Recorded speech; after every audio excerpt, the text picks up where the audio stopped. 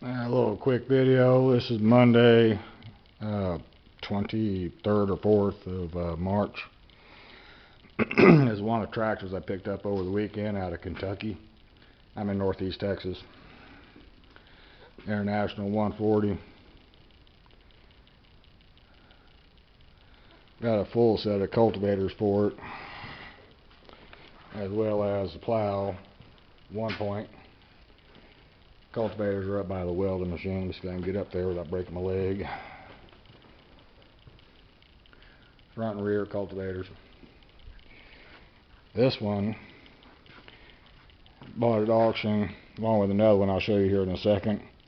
Asked the auctioneer, will both tractors start and are they mobile? Oh yeah, no problem at all. Alright, well, this one didn't.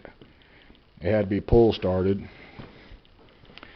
Additionally, I can only find third gear in the transmission. That's downright peculiar.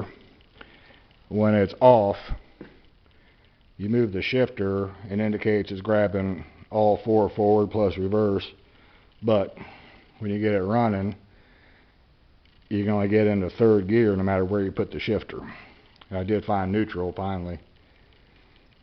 Another thing on this one, battery was low, but I tried jumping it from the second tractor I bought, which is also 6-volt, and that didn't work.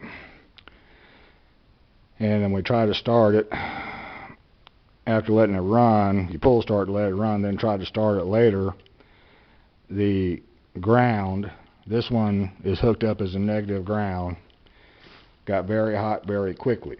That's very unusual. This thing is set up on a generator,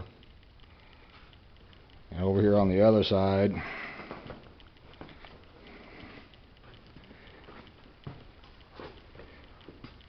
you got your coil and distributor. I'm not seeing any indication that this thing has a magneto. Pretty sure it don't, but I gotta do some more research. Gearbox is completely empty of oil. Up here on the front, I got no issues to speak of.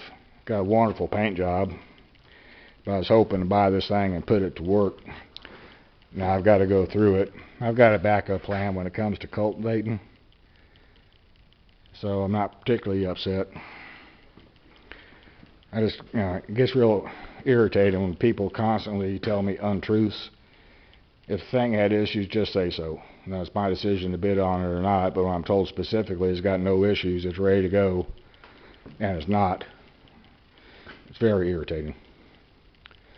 So anyway, that's all for this one. I'll go over and take a quick video of the other one. It does start on the starter.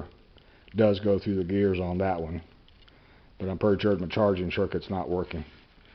So hold on a minute.